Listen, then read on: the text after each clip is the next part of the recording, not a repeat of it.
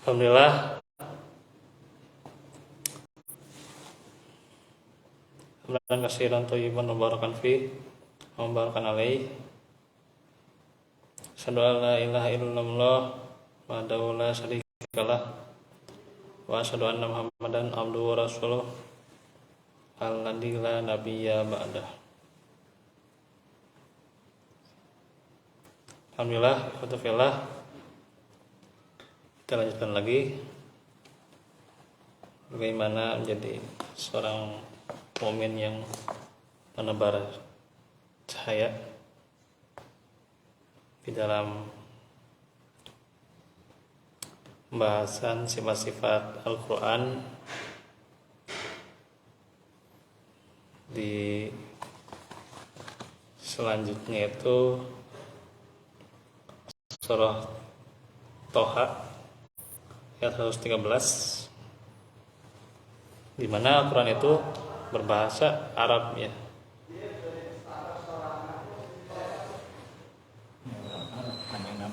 Iya. Firman Allah, wa kadzalika anzalnahu Qur'anan Arabiyyan wa sarrafna fihi minal wa'idi la'allahum yattaquna aw yuhdisu lahum dzikra. Dan demikianlah kami menurunkan Al-Quran dalam bahasa Arab, dan kami telah menerangkan dengan berulang kali di dalamnya sebagian dari ancaman agar mereka bertakwa atau agar Al-Quran itu menimbulkan pelajaran bagi mereka. Jadi ada dua tujuannya, diantaranya ya mengapa bahasa Arab, yaitu supaya bertakwa dan adanya pelajarannya.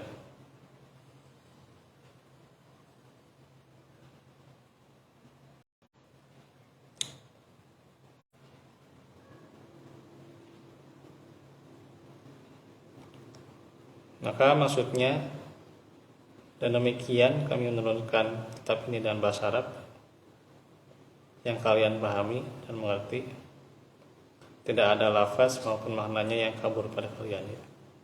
Tentunya kalau kita memahami bahasa Arab akan lebih mendalam bagaimana bahasa Arab tentang Al-Quran, itu luar biasa ya. Kalau kita sudah memahami ya, bahkan mungkin dari maknanya ya, kita memahami, tidak ada makna yang kabur ya, tidak ada yang kabur. Terjemahnya itu kan di bahasa Indonesia kan ya?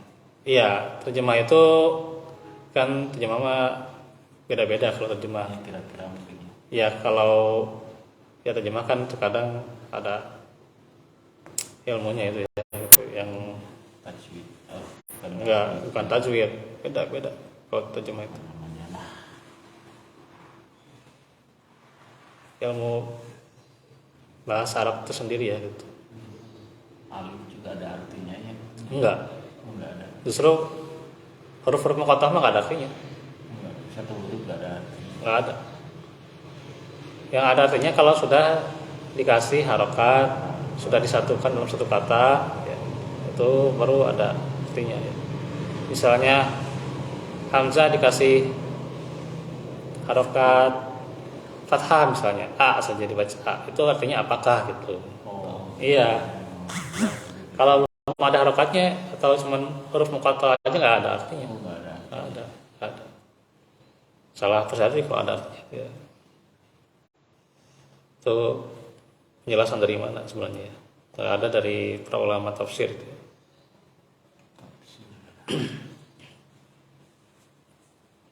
Makanya kalau mau mempelajari jangan terjemah, kan beda-beda. Apalagi kan kalau beberapa terjemah kadang kurang seret lah gitu, kurang seret yang beberapa terjemah gitu ya. Kata itu yang membeli 50. Ya perkata nggak apa-apa, tapi terkadang kalau terjemahnya digelurkan gitu ya, dijelaskan tuh kadang ada yang kurang seret kalau terjemah tertentu ya gitu. Nah makanya tafsir kalau lebih ya ahli tafsir ya. Iya, lebih menjelaskan terperinci detail ya, maunya tafsir aja mending, karena ya bukan mending ya, emang ilmunya di situ ya. Terjemah itu kan emang ilmunya di tafsir sebenarnya sama juga, cuman Kurang luas ya. ya ada yang kurang luas, ada yang emang perspektif orang itu sendiri ya gitu yang menerjemahkannya itu. Kadang ada yang kurang dengan bahasanya gitu ya. Banyak lah gitu. Kalau kita mau menjelaskan satu persatu ya. Membaca ada artinya di bawahnya kan. Iya. Ya. Ya, bayangan. Jadi lafaz dan makna itu seperti ya kandungannya gitu ya. Kandungannya. Jadi bukan terjemah kalau makna itu. Kandungan hikmah yang di dalamnya itu juga kurang lebihnya itu kan tidak ada yang kabur.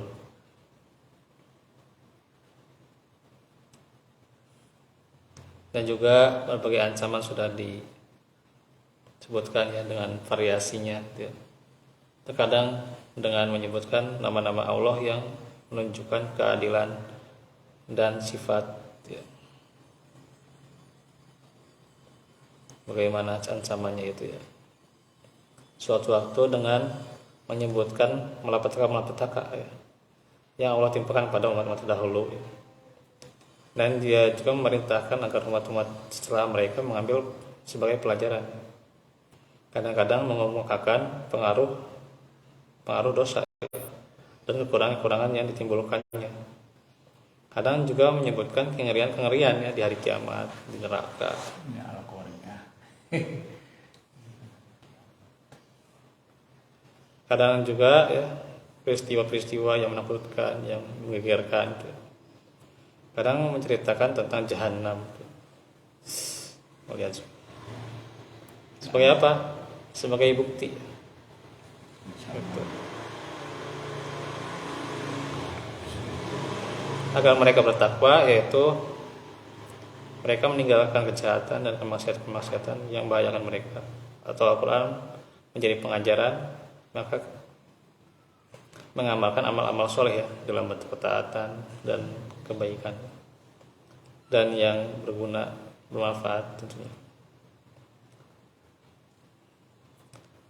Keadaan Al-Quran berbahasa Arab dan mengulang-ulang penyebutan ancaman merupakan faktor yang paling dominan ya gitu. Karena kan nanti diulang juga di beberapa ayat bagaimana Al-Quran itu bahasa Arab, nanti ada manfaatnya yang lain ya gitu.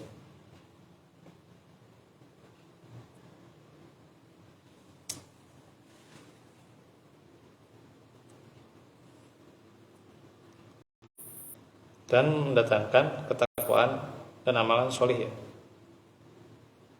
Orang ya kalau bahasa Arab Al-Quran itu dengan bahasa Arab pada umumnya kan beda ya. Ya, bahasa Arab sehari-hari kan bukan bahasa Arab ya. Iya, Beda ya. beda. Jadi Bahasa bukan Al-Quran paling indah. bukan abong-abong ya, orang Arab dan dia bisa menguasai enggak kayak gitu. Bahkan mereka aja memahami bahasa Arab kadang ada yang ribet ya gitu. Justru tertarik gitu ya, orang itu bisa pelajari Al-Quran ya. Bahkan kan Hudalinas itu jadi sehingga semua orang bisa mempelajari ya gitu. Cuma nanti tujuannya kemana gitu ya gitu. Maka harus mendatangkan ketakutan kepada Allah ya. Kalau tidak mendatangkan ketakutan ya mungkin bisa jadi dengan ini dengan itu malah membuat tipu daya gitu ya, pada orang lain. Iya. Karena itu kalau tidak berbahasa Arab atau tidak terulang-ulang pasti ada berbeda lah gitu. Tidak memberikan pengaruh ya gitu.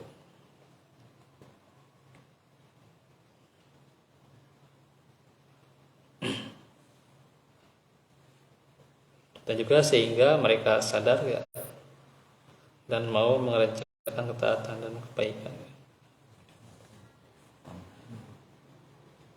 Karena itu sebab terbesar tuh ya.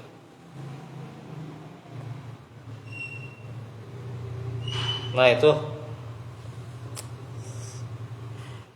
untuk pembahasan sifat Al-Quran ya, bahasa Arab agar bertakwa dan menimbulkan pengajaran ya. Tentunya buat kita akan semakin bertambah semangat ya dalam pelajaran Al-Quran. Itu juga bisa ya disiasati pelajaran tafsir ya, tapi lebih dalam dan tafsirnya lebih singkat ya, supaya tidak ya kita tidak terlalu lama juga mungkin ya gitu, karena bisa lebih memahami cepat ya gitu, tapi singkat juga tentu yang mudah dipahami ya gitu ya. Itu yang mau puasa kan niat dulu, niat ya, nah hati ya. Nah hati, kalau niat mah dalam hati, Ya. bukan dalam lisan. Kalau mau saum, dia niat dalam saum aja. Sahur ya. Ketika orang mau sahur, jangankan sahur, pas dia niat malam harinya mau saum, itu berarti dia mau saum ya. Karena dia sudah ada niat, sudah ada azam. Gitu. Ya dalam hati saja, nggak usah diucapkan. Kalau itu kan diucapkan itu sama gitu. Ya berlebihan tuh. Kalau diucapkan seperti masjid dirutinkan itu berlebihan sebenarnya. Traweh gitu kan. Traweh. Iya. Saya kan dari kecil dari lingkungan NU.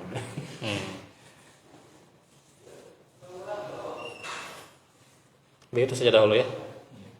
Karena asar juga jam tinggal lebih Asal 10 gitu ya.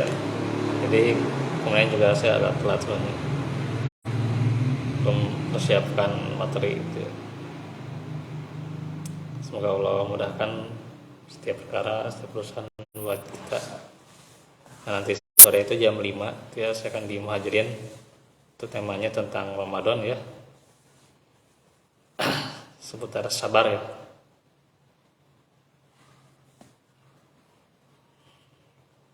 Itu saja dahulu. Walafikum walafiminkum. Insyaallah besok itu berarti jam 4 ya. Jam 4. Ya, jam 4 sore. asal di sini.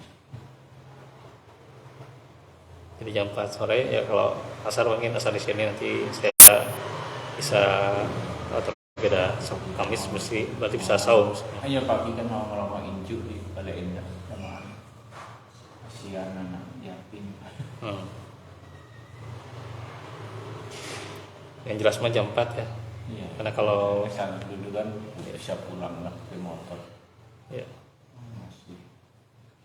kalau besok itu jadwalnya kan di katedral juga, jadi jam 4 bisa ya, insyaallah, selama tidak ada jadwal keluar ya. Asarnya setelah salat asar mungkin. Ya, selama tidak ada jadwal keluar, insyaallah nanti besok jam 4 ya. Yang itu saja dahulu. Nanti kalau ada jadwal keluar saya jadi nanti beritahu ya. Waalaikumsalam subhanakallahumma astaghfirullahaladzim amin. Rabbana atina min ladunka rahmatan wa benar. Assalamualaikum warahmatullahi wabarakatuh. Waalaikumsalam.